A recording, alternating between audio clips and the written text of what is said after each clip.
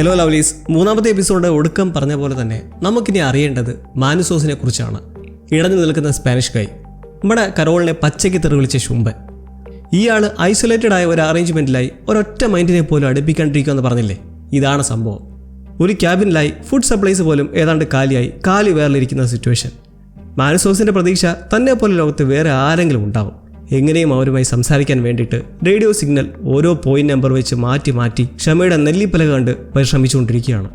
ഓരോ ഫ്രീക്വൻസിയും റെസ്പോൺസൊന്നുമില്ലാതെ പോകുമ്പോൾ അടുത്ത പോയിന്റ് ഇട്ട് അങ്ങനെ ചെയ്തുകൊണ്ടിരിക്കുകയാണ്. ആരെയും തനിക്ക് കാണുകയും വേണ്ട, ആരും തന്നെ കാണുകയും വേണ്ടെന്ന പോലെ ജനാല വരെ അടച്ചു മറച്ചിരിക്കുകയാണ്. രാത്രി സമയം പുറത്ത് കാറിൻ്റെ ശബ്ദം കേട്ടാണ് ഊട്ട കണ്ടിട്ട് നോക്കുന്നതിലും അതൊരു ഡെയിലി റൂട്ടീനാണ്. ഒറ്റമൈൻഡ് സ്ത്രീ ഒരാൾ വന്നിട്ട് മാനുസോസിനായി നല്ല രുചിയൂറും വിഭവം തയ്യാറാക്കിക്കൊണ്ടുവന്ന് ഗേറ്റിന് പുറത്ത് വെച്ചിട്ട് പോകുന്നതാണ്. മുന്നേ വെച്ച ആഹാരം അവിടെ ചിതറിക്കിടക്കുന്നതും കാണാം. അതും എടുത്ത് മാനുസോസിന്റെ മുറിയിലേക്ക് നോക്കി കൈകാട്ടി പോകുന്നതിന് പിറകെ മുന്നേ കൊണ്ടുവച്ച ആഹാരത്തിന് എന്തായിരിക്കും പറ്റിയത് എന്ന് നമുക്കൊരു ബോധ്യം വരുന്നു. ഇപ്പോൾ അവർ ടാറ്റ കാട്ടി പോകുന്നതിന് പിറകെ മാനുസോസ് ഒരു ഇരുമ്പ് പാരയുമായി ഇറങ്ങി നേരെ ചങ്ങല വെച്ച് പൂട്ടിയിട്ടിരിക്കുന്ന ആ ഗേറ്റിനടുത്തേക്ക് ചെന്നിട്ട് ആ ഭക്ഷണത്തിന്റെ മൂടി ഒന്ന് തള്ളി മാറ്റി നോക്കി കൊതിയൂറി ക്ഷമ കടിച്ചു പിടിച്ച് അതൊരൊറ്റ തള്ളിനെ തറയിലേക്കിട്ട് അമർഷം കാട്ടി പോകുന്നു. പക്ഷേ പറഞ്ഞ പോലെ അയാളുടെ ക്യാബിനിൽ ഫുഡൊന്നുമില്ല. ശേഷിക്കുന്ന സെൽഫ് സ്റ്റോറേജ് യൂണിറ്റുകൾ ഓരോന്നോരോന്ന് ലോക്കായതുകൊണ്ട് കീറി മുറിച്ച് നോക്കി കിട്ടുന്ന കുറച്ച് പൊടികളും സ്നാക്സും ടിൻ ഫുഡും ഒക്കെ സംഘടിപ്പിച്ച് അന്നത്തെ അത്താഴം കഴിക്കാമെന്നിരിക്കുകയാണ് അവിടെ ഒരു ഫോൺ കോൾ വരുന്നത്. ആദ്യം എടുക്കുന്നില്ല. ഒന്നാമതേ വിശന്ന് വലഞ്ഞിരിക്കുവാണ്. അതിൻ്റെ ആവശ്യം വേറെ. ഉള്ള പൊടിയും മറ്റും തട്ടി വായിലിട്ട് ടിൻ ഫുഡ് പൊട്ടിക്കുമ്പോൾ പഴകി നല്ല കേടായിരിക്കുന്ന ഐറ്റവും. പക്ഷേ തിന്നാതെ വഴിയില്ലല്ലോ. അങ്ങനെ ഇരിക്കുമ്പോൾ അടുത്തിറങ്ങി പോയി ഫോൺ എടുക്കുമ്പോഴുള്ള മുറി സ്പാനിഷ് കേട്ട് കട്ട് ചെയ്ത് തിരികെ വന്നിരിക്കുമ്പോൾ സംഭവം എന്താ? കാരോൾ പ്ലെയിനിൽ നിന്ന് ഇയാളെ കോൺടാക്ട് ചെയ്യാൻ നോക്കുവാണ്. നമ്മൾ മുന്നത്തെ എപ്പിസോഡിൽ കണ്ട ആ കാഴ്ചയുടെ മറ്റേ അറ്റം. മാനുസോസ് പോയി ആ ടിൻ ഫുഡ് ഒരു കരണ്ടി കോരി അതിൻ്റെ ചവയും വൃത്തിയുടെ ടേസ്റ്റും ഒക്കെ ആയിട്ട് ഒരു പരുവത്തി ചവച്ചുകൊണ്ടിരിക്കുമ്പോൾ വീണ്ടും കോൾ വരുമ്പോൾ ഓർക്കണം, വിശന്നിരിക്കുന്നവൻ നല്ല അടിപൊളി ഫുഡ് തട്ടിക്കളഞ്ഞ് ഈ വളിച്ച ആഹാരം കഴിക്കുമ്പോൾ തലയിൽ എന്തോരം ചൂടായിരിക്കുമെന്ന്. ആ ചൂടാണ് നമ്മൾ കേട്ടത്. വെച്ചിട്ട് പോടി നായിൻ്റെ മോളെ. വന്നിരുന്നിട്ട് ഒരു രുചിയും ഗുണവുമില്ലാതെ ക്രാന്തം കഴിക്കേ അടുത്ത കോൾ. സോഷ്യയെ കൊണ്ട് ഒന്നുകൂടി വിളിക്കുന്ന പറഞ്ഞ് തരിച്ച് നിന്നില്ലേ, അതാണ്. അടുത്ത തെറി പറയാനാണ് മാനുസോസ് റിസീവർ എടുക്കുന്നതിലും നായിൻ്റെ മോളെ നിന്റെ വീട്ടിൽ പോയി വിളിയടാ എന്ന് പറഞ്ഞ് കട്ടാക്കുന്നതോടെ അവിടെ മാനുസോസിന് ദേഷ്യമല്ല, കൺഫ്യൂഷനാണ് ഉണ്ടാവുന്നത്. അപ്പോൾ ഇത് വൺ മൈൻഡ് അല്ല എന്ന് ബോധ്യമാവുന്നു. കാരണം മുന്നേ പറഞ്ഞിരുന്നില്ലേ, അവരെപ്പോഴും ശാന്ത സൗമ്യ സുന്ദരമയാണല്ലോ സംസാരിക്കണേ. അങ്ങനെ റേഡിയോ സിഗ്നൽ എഴുതുന്ന ബുക്കിൽ മാനുസോസ് എഴുതുവാണ് അവളുടെ പേര് കാരോൾ. ഇനി കാരോളിനെ കണ്ടെത്തുക എന്ന ലക്ഷ്യത്തിലേക്ക് അയാളുടെ മനസ്സ് അപ്പോൾ തന്നെ എത്തിയിരിക്കുന്നു. പക്ഷേ ഇതൊന്നും അറിയാതെ നമ്മുടെ കഥാനായകി ഫ്ലൈറ്റിൽ നിന്നിറങ്ങി നാട്ടിലെത്തി സൂപ്പർ മാർക്കറ്റിൽ ഷോപ്പിംഗ് നടത്തി ഒരു ഗ്രനേഡും പൊട്ടിച്ച് ഇപ്പോൾ കൂളായി നടന്നു വരികയാണ് ഹോസ്പിറ്റലിൽ നിന്നും. ഒട്ടുമൊത്തം ടേക്ക് ഓവർ കഴിഞ്ഞിട്ട് ഒരാഴ്ചയാവുന്നു. 7 ദിവസവും 8 മണിക്കൂറും. ഹോസ്പിറ്റലിന് പുറത്തേക്ക് കിടക്കുന്ന ഒരു കേടായ കാർ സ്റ്റാർട്ടാക്കുന്നതിലും കണ്ടീഷനല്ല. അപ്പുറത്ത് നോക്കുമ്പോൾ വേണ്ട സെറ്റപ്പ് ഒരു പോലീസ് വണ്ടി. ഇനിയിപ്പോൾ ആരെ നോക്കാൻ, ആരെ പേടിക്കാൻ? കോപ്പ് കാറിൽ തന്നെ വീട്ടിലേക്ക് വെച്ച് പിടിക്കുമ്പോൾ വഴിക്ക് ഓരോരുത്തർ കാരോളിനെ ഗ്രീറ്റൊക്കെ ചെയ്യുന്നുണ്ട്. പക്ഷേ അവരുടെ പെരുപ്പിന് തിരിച്ച് അമർഷം പ്രകടിപ്പിക്കുന്നതിൽ മാറ്റമൊന്നുമില്ല. കാറിലെ ട്രാൻസ്സീവറിലായി ഇപ്പോൾ ഭേദമായിട്ടുള്ള സോഷ്യയുടെ കോൾ വരുന്നുണ്ട്. വേണമെങ്കിൽ നിങ്ങളുടെ റേഞ്ച് റോവർ എത്തിച്ച് തരാമെന്ന് പറയുന്നുണ്ട്. അതിലെ ആൽക്കഹോൾ ഡിറ്റക്ടർ ഡിവൈസൊക്കെ അഴിച്ച് കളഞ്ഞിട്ട് കാരോൾ വേണ്ടെന്ന് പറഞ്ഞങ്ങനെ വീട്ടിൽ ചെല്ലുമ്പോൾ കാണാം കുറേ പേർ നിന്ന് വീടിനകത്തും പുറത്തുമൊക്കെ വൃത്തിയാക്കുവാണ്. കൈബോംബ് പോയിട്ട് ഒരു പടക്കം പോലും പൊട്ടിയും തോന്നുന്നില്ലാത്ത രീതിയിൽ വെടിപ്പാക്കിയിട്ടിരിക്കുന്നത് കണ്ട് കാരോൾ വീട്ടിലോട്ട് കയറാൻ ആരാ നിങ്ങൾക്ക് ലൈസൻസ് തന്നെ എന്ന് ചൂടാവുന്നതിന് അവരിൽ ഒരുവൻ പറയുന്ന ക്ലാരിഫിക്കേഷൻ മുമ്പ് സോഷ്യ ഹോസ്പിറ്റലിൽ കൊണ്ടുപോകും വഴി അടുത്തിരുന്നവരോട് ആരോ ചോദിച്ചിരുന്നു വീടൊക്കെ ഒന്ന് ക്ലിയർ ആക്കേണ്ടതെന്ന്. ആ ടൈമിൽ അത് പിന്നെ ചെയ്യാം, ഇതാണ് അത്യാവശ്യം എന്ന് പറഞ്ഞതിൻ്റെ പേരിൽ അവർ എമർജൻസി സിറ്റുവേഷൻ കഴിഞ്ഞ് കയറി വൃത്തിയാക്കി കൊടുത്തതാണ്. എല്ലാവരും വീട്ടിന് പുറത്താക്കിയ ശേഷം നോക്കുമ്പോൾ ചൂല് പിടിച്ച് മുറ്റം തൂക്കുന്നവരെ നല്ല പരിചയം. ആരാ? ആ നാട്ടിലെ മേയറാണത്. എന്താ അല്ലേ? അങ്ങനെ അകത്തേക്ക് ഫ്രസ്ട്രേറ്റഡായി കയറുന്ന എഴുത്തുകാരുടെ പുതിയ ലക്ഷ്യം ഈ ഒറ്റ മൈൻഡിനെ ഒന്ന് അറിയുക എന്നതും. നോവലുമായി ബന്ധപ്പെട്ട് ഓരോ പോയിന്റ്സും ചിന്തകളൊക്കെ എഴുതാറുള്ള ഒരു വൈറ്റ് ബോർഡുണ്ട്. ഇപ്പോൾ അത് മാറ്റി വൺ മൈൻഡിനെ കുറിച്ച് ഇതുവരെ അറിയാൻ കഴിഞ്ഞ കാര്യങ്ങൾ എഴുതുവാണ്. നല്ല ക്ഷമാശീലം, ആറ്റം ബോംബ് വരെ എത്തിക്കുള്ള അനുസരണ, തന്നെ മാറ്റാൻ ശ്രമിച്ചുകൊണ്ടേയിരിക്കുന്നു, ഒരുതരം ആസ്ഥാനത്തെ സത്യസന്ധത, ഈച്ചയെ പോലും കൊല്ലാൻ കഴിയില്ല എന്നൊക്കെ ഓരോന്ന്. എന്തായാലും ഇനിയും ഒരുപാട് വിറ്റുകളെക്കുറിച്ച് അറിയാനുണ്ട്. അതിന് മുമ്പിലുള്ള വഴി ഇവരുമായി ഇൻട്രാക്ട് ചെയ്യുക എന്നുള്ളത് മാത്രമാണ്. അങ്ങനെ പുറത്ത് കൂടി നിന്ന് പണിയെടുക്കുന്നവരിൽ നിന്ന് ഒരാളെ, ആ മേറയല്ല കേട്ടോ, രാഷ്ട്രീയക്കാരനല്ലാത്ത ഒരാളെ വീട്ടിനുള്ളിലേക്ക് വരാൻ ക്ഷണിച്ച് കൂട്ടിക്കൊണ്ടു പോകുന്നു. ലാരി എന്ന് വിളിക്കാം നമുക്ക് അയാളെ. കരോൾ തുടക്കം തന്നെ അവരുടെ വൈക്രോ നോവലിനെ കുറിച്ചുള്ള അഭിപ്രായങ്ങളും അതിൽ ഇഷ്ടപ്പെട്ട സന്ദർഭങ്ങളെക്കുറിച്ചൊക്കെ ലാരിയോട് ഷെയർ ചെയ്യാൻ പറഞ്ഞങ്ങനെ കമ്പാരിസൺ വെച്ച് ഷേക്സ്പിയറുടെ ലോകോത്തര കൃതികളുടെ അത്രയും നല്ലതാണെന്ന് പറയുന്നത് കരോളിന് അങ്ങോട്ട് അത്ര ദഹിക്കുന്നില്ല. കാരണം വൺ മൈൻഡ്സ് ഇവരെ സന്തോഷിപ്പിക്കാൻ ശ്രമിക്കുകയാണ്. തീർച്ചയായും ലാരി പറഞ്ഞ അഭിപ്രായം എല്ലാവരുടെയും അല്ല. കൂട്ടത്തിലെ ഒരു പെൺകുട്ടി ഉണ്ടായിരുന്നു. കരോളുടെ റൈറ്റിംഗ് അഡിക്റ്റായ അവൾ ഒരു ആത്മഹത്യാ പ്രവണതയിൽ നിൽക്കുന്ന സാഹചര്യത്തിലാണ് നോവൽ വായിക്കാൻ തുടങ്ങുന്നത്. അവളെ അത് നല്ലവണ്ണം മാറ്റി ഒരു പുതിയ ജീവിതം തന്നെ നൽകിയതുകൊണ്ട് ആ പെർസ്പെക്റ്റീവിൽ നല്ലൊരു വാല്യൂ ഉണ്ട് അവരുടെ നോവലിന്. നിലവിൽ മൈൻഡ്സ് എല്ലാം ഒന്നായതുകൊണ്ട് ആ പെർസ്പെക്റ്റീവ് എല്ലാവരിലും ഉണ്ട്. അതുകൊണ്ട് ഇതേ അഭിപ്രായം നിലവിൽ എല്ലാവർക്കും ഉണ്ട് താനും. പക്ഷേ ഹെലൻ്റെ കാഴ്ചപ്പാട് എങ്ങനെയായിരുന്നു തൻ്റെ എഴുത്തുകളെ പറ്റി എന്ന കരോളുടെ ചോദ്യത്തിന് ലാരി കുറച്ച് പരങ്ങി ഒഴിഞ്ഞു മാറാനൊക്കെ ശ്രമിക്കുന്ന പോലെ പറയുന്ന കാര്യം, കരോൾ, മുന്നേ നിങ്ങൾ ഹെലൻ്റെ കാര്യങ്ങളൊന്നും പറയരുത് എന്നല്ലേ പറഞ്ഞേ? എന്നൊക്കെ ട്രാക്ക് ഇറക്കുന്നതിലും കരോൾ ഇപ്പോൾ പറയാൻ ആവശ്യപ്പെട്ട് അങ്ങനെ അറിയുന്നതോ? കുഴപ്പമൊന്നുമില്ല, ഇഷ്ടമൊക്കെ ആയിരുന്നു. ജനങ്ങളിലേക്ക് അടിച്ചേൽപ്പിക്കാൻ ശ്രമിച്ചുകൊണ്ട് ഇരുവരും പടുത്തുയർത്തിയ ജീവിതത്തിലൊക്കെ ഹെലൻ സന്തുഷ്ടിയായിരുന്നു. പക്ഷേ ഇതുവരെയും പബ്ലിഷ് ചെയ്യാത്തൊരു നോവലുണ്ട്. അതിൻ്റെ കാര്യത്തിൽ സംഗതി വ്യത്യസ്തമാണ്. പൂർണ്ണമായും വായിക്കാൻ ഇൻട്രസ്റ്റ് ഉണ്ടായിരുന്നതുമില്ല. പക്ഷേ ഹെലൻ്റെ സന്തോഷത്തിന് വേണ്ടി അത് പ്രസിദ്ധീകരിക്കാം എന്ന് മുന്നിട്ട് ഇറങ്ങിയെന്നേ ഉള്ളൂ. കാരണം എന്തായാലും ആ ബുക്ക് വിജയിച്ചാലും ഇല്ലെങ്കിലും കരിയറിനെ ബാധിക്കില്ലെന്ന് വിശ്വാസമുണ്ടായിരുന്നു ഹെലന്. ഇതെല്ലാം കേൾക്കുന്ന കരോളിൽ ദഹിക്കാൻ പ്രയാസമുള്ള കാര്യങ്ങളാണ്. ഇനി അധികം ഒന്നും പറയണമെന്ന് ലാരിയെ പറഞ്ഞു വിടുന്നു.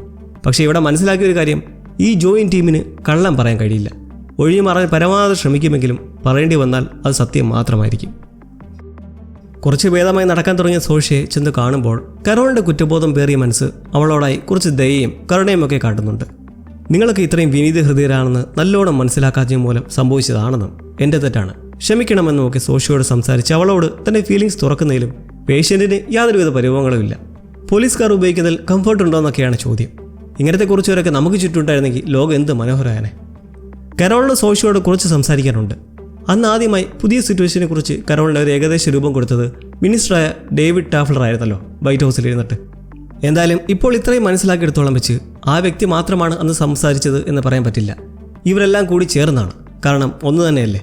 അതുകൊണ്ട് അതിൻ്റെ കണ്ടിന്യൂവേഷൻ എന്ന പോലെ കരോളിൻ്റെ ചോദ്യം മറ്റൊന്നുമല്ല. അന്ന് തുടക്കത്തിൽ ഈ വൺ മൈൻഡ് എങ്ങനെയാണ് സത്യത്തിൽ പ്രവർത്തിക്കുക എന്ന് കൃത്യമായൊരു വിചാരം ഇവർക്കാർക്കുമില്ലായിരുന്നു. പക്ഷേ ഒരാഴ്ച കഴിയുമ്പോൾ ഏകദേശം പിടികിട്ടി കാണുമല്ലോ വൺ മൈൻഡിൻ്റെ പ്രവർത്തനമൊക്കെ എങ്ങനെ ഏത് രീതിയിലാണെന്ന്. കേൾക്കുന്ന സോഷ്യയുടെ മറുപടി തീർച്ചയായും അന്നത്തെ പോലല്ല. ഈ മൈൻഡ് വൈറസിൻ്റെ കാര്യത്തിൽ അവർക്ക് കുറച്ചുകൂടി ഐഡിയ ഒക്കെ കിട്ടിയിട്ടുണ്ട്. അടുത്ത ചോദ്യത്തിനാണ് സോഷ്യ സ്റ്റക്കായി പോകുന്നത്. കാരണം ആ ചോദ്യം പ്രവർത്തനം മനസ്സിലാക്കിയ സ്ഥിതിക്ക് ഈ വൈറസ് വ്യാപനത്തെ റിവേഴ്സ് ചെയ്യാൻ പറ്റുമോ എന്നും. വൺ മൈൻഡിനെ ഒട്ടാകെ അവതാളത്തിലാക്കുന്ന ചോദ്യമാണത്. സോഷ്യയ്ക്ക് വ്യക്തമായ റീപ്ലൈ തരാൻ കഴിയുന്നില്ല എന്നതിൽ നിന്ന് തന്നെ മനസ്സിലാക്കാം ഈ ഒരു സിറ്റുവേഷനെ അപ്പോൾ റിവേഴ്സ് ചെയ്യാൻ കഴിയും. അതിനർത്ഥം 7 ദിവസം മുന്നേ ലോകം എങ്ങനെയായിരുന്നോ അതുപോലെ തിരിച്ചെത്തിക്കാൻ കഴിയുമെന്നുള്ള ഒരു മഹാവസ്തുത. എത്ര ചോദിച്ചിട്ടും ഒഡിയോ വീഡിയോ പറഞ്ഞുകൊണ്ടിരിക്കുന്നതല്ലാതെ വേറൊരു പ്രയോജനമില്ലാത്തത് കൊണ്ട് കരോൾ പിന്നീട് ചെയ്യുന്നൊരു കാര്യമുണ്ട്. ആശുപത്രിയിലെ ലാബിൽ ചെന്ന് കുറച്ച് സംഭവങ്ങൾ മോഷ്ടിക്കുകയാണ്. എന്നാൽ ഇടയിലൊരു വൺ മൈൻഡ് ലാബ് ടെക്നീഷ്യൻ എത്തുന്നതും തനിക്ക് ഹെറോയിൻ കിട്ടാൻ വല്ല വഴിയുണ്ടോ നോക്കിയതാണെന്നും അത് തരാനും പറയുന്നു. ലഹരി ഉപയോഗിച്ച് മയങ്ങാനെന്ന പോലെ ധരിപ്പിക്കുന്നതിലും യഥാർത്ഥത്തിൽ അവിടുന്ന് ചൂടുന്നത് തയോപെൻഡാൽ സോഡിയം, അനസ്തേഷ്യയ്ക്ക് ഉപയോഗിക്കുന്ന ഒരു സാധനം. ഇതിൻ്റെ 2 ഗ്രാം ബോട്ടിലെടുത്ത് നിൽക്കെ നേഴ്സ് വന്ന് ചോദിക്കുമ്പോഴാണ് ഹെറോയിൻ വേണമെന്ന് പറയുന്നതിലും അത് വളരെ മോശമാണെന്നുള്ള കുറേ ഉപദേശവും. എന്തായാലും അനുസരിക്കാതിരിക്കാനുള്ള ശേഷിയില്ലല്ലോ. ആ ഗുണം കൊണ്ട് കരോൾ ഹെറോയിനും ഒപ്പം കുറച്ച് സിറിഞ്ച് സംഘടിപ്പിച്ച് വീട്ടിലേക്ക് എത്തുന്നു. ഉടൻ തന്നെ ഹെറോയിൻ ടോയ്ലറ്റിലിട്ട് ഫ്ലഷ് ചെയ്യുമ്പോൾ ഇവരുടെ ഉദ്ദേശം വേറൊന്നുമല്ല. ഈ സോഡിയം തൈപെൻഡോൾ സെറം ശരീരത്തിലേക്ക് ഇഞ്ചക്ട് ചെയ്താൽ ആളൊരു മയക്കത്തിലേക്ക് പോകും. സ്വാഭാവികം, അതൊരു അനസ്തേഷ്യ ഡോസ് ആണല്ലോ. ആ ഒരു സ്റ്റേറ്റിൽ മനസ്സിലുള്ള അടക്കി വെച്ചുള്ള വികാരങ്ങളും വേദനകളും കാര്യങ്ങളും ഒക്കെ ബ്ലാബർ ചെയ്ത് പുറത്തു വരും.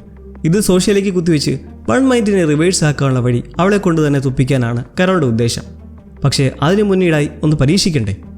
അതിന് അവർ തന്നെ സ്വന്തം ശരീരത്തിൽ ഹെവി ഡോസായി 1 ഗ്രാം സെറം ഇഞ്ചക്ട് ചെയ്ത് ക്യാമറയും റെക്കോർഡിങ്ങിൽ വെച്ചങ്ങനെ ഇരുന്നിരുന്ന് വീണ് പിന്നെണീക്കുന്നത് പാതിരാത്രിയിലും. അങ്ങനെ ചത്ത പോലെ ഉറങ്ങി എണീക്കുമ്പോൾ ആ ക്യാമറ അത് സ്റ്റിൽ റെക്കോർഡിംഗ് ആണ്. അപ്പോൾ ഇതിനിടയിൽ എന്തൊക്കെയാണ് നടന്നതെന്ന് അറിയാൻ കഴിയും, പരീക്ഷണം വിജയിച്ചോ ഇല്ലയോ എന്നുള്ളത്. അങ്ങനെ മെമ്മറി കാർഡ് ഒരു ടി വിയിലിട്ട് പ്ലേ ചെയ്യുമ്പോൾ നമ്മൾ പിന്നീട് അങ്ങോട്ട് വിറ്റ്നസ് ചെയ്യുന്നത് നാഗവല്ലിയുടെ പല പല അവസ്ഥാന്തരങ്ങൾ. ഇത് വെറുതെ അവർക്കൊന്നാവില്ലെന്ന് തുടങ്ങി പിന്നീട് ഹെലനോടത്തുള്ള പൊട്ടിക്കരച്ചിൽ, സ്വന്തം നോവലെടുത്ത് വായിച്ച് ജനുവിനായിട്ടുള്ള വെറുപ്പും സോഷ്യയുടെ ഒരുമാതിരി മനുഷ്യനെ ഭ്രാന്ത് തരുന്നപ്പോഴുള്ള അച്ചടക്കത്തെക്കുറിച്ചുമെല്ലാം മനസ്സുവിട്ട് പരിഹസിച്ചും പ്രകടിപ്പിച്ചുമുള്ള കുറേ രംഗങ്ങൾ. ഇതൊക്കെ താൻ തന്നെ നടത്തിക്കൂട്ടിയതാണോ എന്ന് കരോളിന് വിശ്വസിക്കാൻ പോലും കഴിയുന്നില്ല. പക്ഷേ ഒരു കാര്യം ക്ലിയറായി, സോഡിയം തൈപെൻഡോൾ വർക്ക്സ്. ആ റെക്കോർഡിങ്ങിൻ്റെ മെമ്മറി കാർഡും അപ്പോൾ തന്നെ സെപ്റ്റിക് ടാങ്കിൽ ഒളിപ്പിച്ചങ്ങനെ അടുത്ത ദിവസം തന്നെ കരോൾ യഥാർത്ഥ പരീക്ഷണത്തിന് ഹോസ്പിറ്റലിൽ എത്തുവാണ് പോലീസ് കാറിൽ. ഏതെങ്കിലും ക്രിട്ടിക്കൽ സിറ്റുവേഷൻ വന്നാൽ ഉപയോഗിക്കാനായി അതിലെ ഹാൻഡ് കഫും എടുത്ത് ആരും അറിയാതെ തിരികെ വെച്ച് നേരെ സോഷ്യക്കടുത്തേക്ക് ചെന്ന് ഇന്നത്തെ കാലം മാറ്റമുണ്ടല്ലോ എന്ന് പറഞ്ഞ് നമുക്ക് പോയി ഒന്ന് ശുദ്ധമായി ശ്വസിക്കാമെന്നങ്ങനെ വീൽ ചെയറിലായി പുറത്തേക്ക് കൊണ്ടുപോകുന്നു. താഴേക്കിറങ്ങവേ ലിഫ്റ്റിൽ വെച്ചാണ് കരോൾ പണി ഒപ്പിക്കുന്നത്. ഇത്തിരി വെപ്രാളത്തിൽ എപ്പോൾ ഡിസ്ചാർജ് ആവുമെന്നൊക്കെ ചോദിച്ച് ഡ്രിപ്പിലായി ഈ അനസ്തേഷ്യ കലർത്തുന്നു. അങ്ങനെ പുറത്തേക്കിറങ്ങി സൂര്യപ്രകാശവും പൂമ്പാറ്റയൊക്കെ കണ്ടങ്ങനെ സംസാരിച്ചിരിക്കുകയാണ് സോഷ്യയ്ക്ക് എന്തോ ഒരു വല്ലായ്മ. അനസ്തേഷ്യ പ്രവർത്തനം തുടങ്ങി. കരോളിന്റെ ചോദ്യങ്ങൾക്ക് സ്പഷ്ടമായ ഉത്തരം പറയാൻ സോഷ്യ ബുദ്ധിമുട്ടെന്ന് കണ്ട് ഇതാണ് സമയമെന്ന് മനസ്സിലാക്കി കാരോൾ ഈ ട്രാൻസ്ഫോർമേഷനെ റിവേഴ്സ് ചെയ്യുന്നത് എങ്ങനെയെന്നും എല്ലാവരെയും പഴയ പോലെ എത്തിക്കുന്നതിനെക്കുറിച്ചുമൊക്കെ പരമാവധി ചോദിക്കുന്നതിലും പക്ഷേ സോഷ്യയ്ക്ക് സംസാരിക്കാനുള്ള ശേഷിയെ നഷ്ടപ്പെടുന്ന പോലെ. സംഭവം എന്താ, അവൾ ഓൾറെഡി ട്രീറ്റ്മെൻറ്റിലാണല്ലോ, വീക്കുമാണ്. ഹെവി ഡോസ് ഉള്ളിൽ ചെന്നോടെ കാർഡിയാക് അറസ്റ്റ് ഉണ്ടാവുന്നൊരു വല്ലാത്ത സിറ്റുവേഷനാണ്. കരോൾ ഇത് അറിയുന്നില്ല. പക്ഷെ നോക്കുമ്പോൾ കാണാം സോഷ്യ വീക്കാവുന്നതും അവിടുന്ന് ഇവിടുന്നൊക്കെ ഓരോരുത്തർ അടുത്തേക്ക് നടന്നു വന്നുകൊണ്ടേയിരിക്കുന്നു. അവരടുത്തേക്ക് എത്തുന്നതും ഉടൻ ആ ഹാൻഡ് കഫ് എടുത്ത് ഒന്ന് തൻ്റെ കയ്യിലും മറുവശം സോഷ്യയുടെ കയ്യിലുമായി ബന്ധിപ്പിക്കുന്നു, അവളെ കൊണ്ടുപോകാതിരിക്കാൻ. എന്നിട്ട് എല്ലാവരുടെമായി മാറി നിൽക്കാൻ ഷൗട്ട് ചെയ്ത് സോഷ്യയോട് പറന്ന് പറഞ്ഞ് ഒടുവിൽ അവളങ്ങ് വീഴുന്നു. എന്താ സംഭവിക്കുന്നത് അറിയാൻ നിൽക്കെ കരോളിനോട് സോഷ്യ മരിച്ചുകൊണ്ടിരിക്കുകയാണെന്നും ഇത് കാർഡിയാക് അറസ്റ്റ് ആണെന്നും ഒന്ന് ചികിത്സിച്ചോട്ടെ എന്ന് ചോദിക്കുന്നത് കേട്ട് അവർക്ക് വെപ്രാളം കയറി അങ്ങനെ ഹാൻഡ് കഫ് പൊട്ടിച്ച് പിന്നെ വല്ലാത്ത സിറ്റുവേഷൻ. സോഷ്യയ്ക്ക് CPR നൽകുന്നു, അനക്കമില്ല. AED ഡിവൈസുമായി വേറെ കുറച്ച് പേർ വന്ന് വലിയ സംസാരം. ആൾക്കാരെല്ലാം അങ്ങനെ നോക്കി നിൽക്കുവാണ്. ഇതിനിടയ്ക്ക് ഞാനിവിടെ കൊന്നു ഈശ്വര എന്ന ഏറ്റവും മോശം അവസ്ഥയിൽ കരോളും. ഈ ഒരു മൊമെൻറ്റിൽ നോക്കിയാൽ ന്യായത്തിന് വേണ്ടിയിട്ടാണെങ്കിലും കരോൾ ഇപ്പോൾ നടത്തിയിട്ടുള്ളത് വിശ്വാസവഞ്ചനയാണ്. ഈ ജോയിനിങ് റിവേഴ്സ് ചെയ്യാമെന്ന് ചോദിച്ചപ്പോൾ സോഷ്യ അതിൽ പരിങ്ങി. ഇത്തരം ചോദ്യങ്ങൾ ദയവ് ചെയ്ത് ചോദിക്കരുത് കരോളെന്ന് പറഞ്ഞ് മാക്സിമം ഒഴിഞ്ഞു മാറാൻ ശ്രമിച്ചപ്പോൾ മനസ്സിലായി അപ്പോൾ അതിലെന്തോ കാര്യമുണ്ടെന്ന്.